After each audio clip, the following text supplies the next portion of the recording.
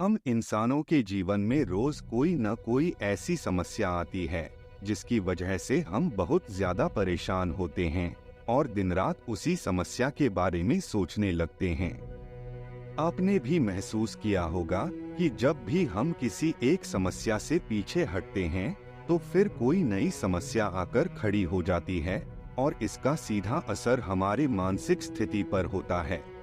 कभी कभी कुछ समस्याएं ऐसी होती हैं जिनकी वजह से हम ज्यादा सोचने पर मजबूर हो जाते हैं। ऐसे में हम एक बात भूल जाते हैं कि ज्यादा सोचने से भी हमें कई प्रकार के नुकसान हो सकते हैं। जी हाँ, आपने बिल्कुल सही समझा। आज हम आपको ज्यादा सोचने के कारण, नुकसान और ज्यादा सोचने से दूरी कैसे बनाए के बारे में बात करने वाले हैं।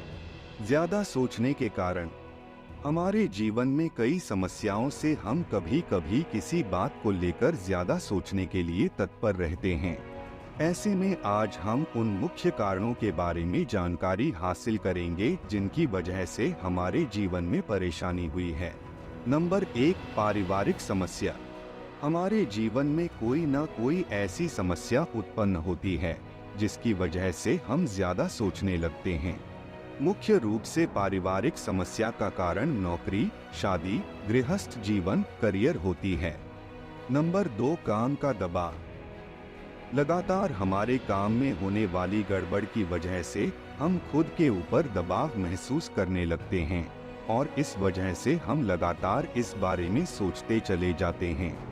कई बार ऐसी भी स्थिति उत्पन्न होती है कि काम का दबाव इस हद तक बढ़ जाता है कि हम अपने काम को सही तरीके से कर ही नहीं पाते और लगातार परेशान होते हैं। Number 3, personal life. हम इंसानों की पर्सनल लाइफ हमेशा परेशानी बनी होती है जिसका सीधा असर हमारी शारीरिक और मानसिक स्थिति पर होता है।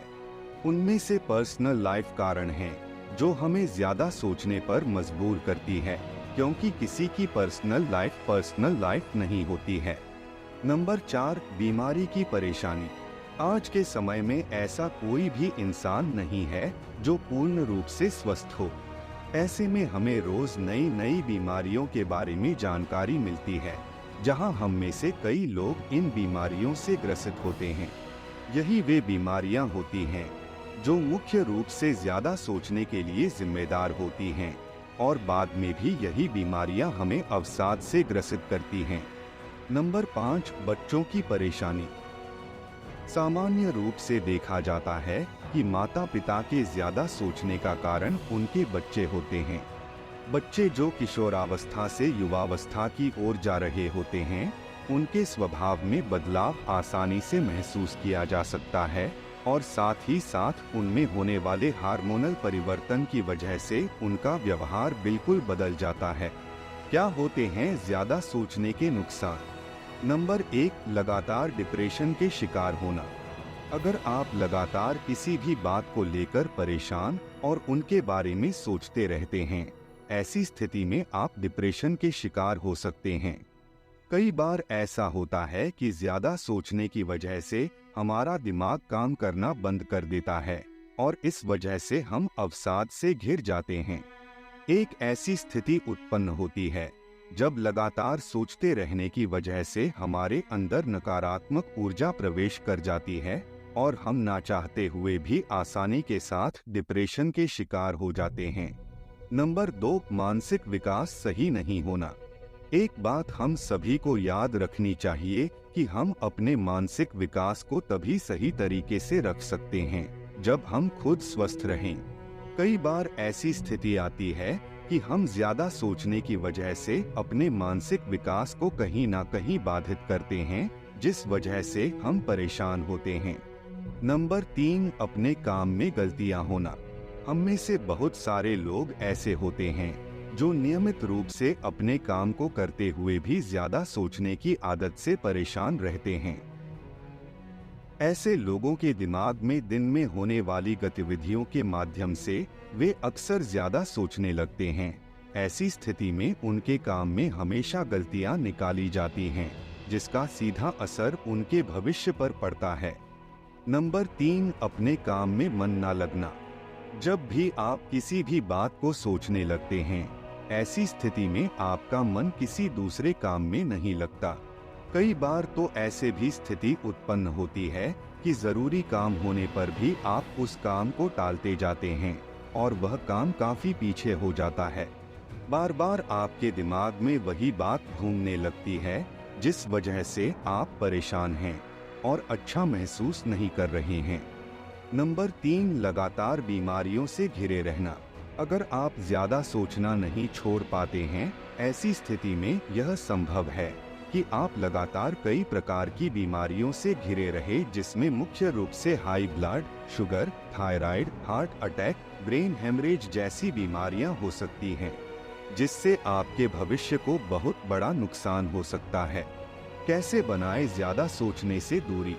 नंबर 1, अगर आप ज्यादा सोचने की लत से परेशान हैं, ऐसी स्थिति में आपको खुद को व्यस्त रखना होगा। व्यस्त रखने के लिए आप खुद को ऐसे काम में बिजी कर सकते हैं जिसे करना आपको अच्छा लगता हो। खुद को व्यस्त रखना खुद के विचारों से एक दूरी बना देता है, जिसकी वजह से आप अपने विचारों में उलझे रहने के बजाय आप अपने काम में उलझे रहते हैं। एक बात सही है कि अपने काम से प्यार करने वाला इंसान कभी भी डिप्रेशन या ओवर थिंकिंग नहीं हो सकता है। नंबर 2, अगर आप लगातार ज्यादा सोचने से परेशान हैं, तो ऐसी स्थिति में आप अच्छी किताबों का सहारा ले सकते हैं, ताकि उन किताबों के माध्यम से आप खुद को तरोताजा महसूस कर सके और आगे सफलता हासिल कर सके। एक महान इंसान ने कहा था कि किताबें जहाँ रहेगी वहाँ स्वर्ग खुद ब खुद बन जाएगा।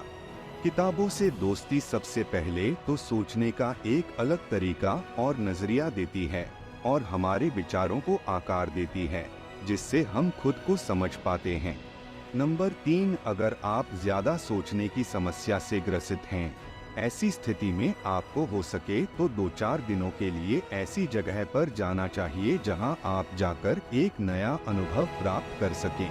पहाड़ों में जाना काफी रोमांचक के साथ साथ सेल्फ हीलिंग के लिए बहुत जरूरी होता है, और एक आसपास का वातावरण बदलने से भी मूड में भी बदलाव आता है।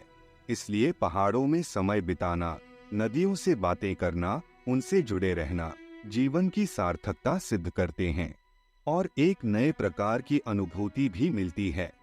नंबर 4, अगर आप समझ चुके हैं कि आप ऐसे किसी समस्या से घिर चुके हैं, तो आप योगा और मेडिटेशन के माध्यम से भी खुद के अंदर बदलाव ला सकते हैं।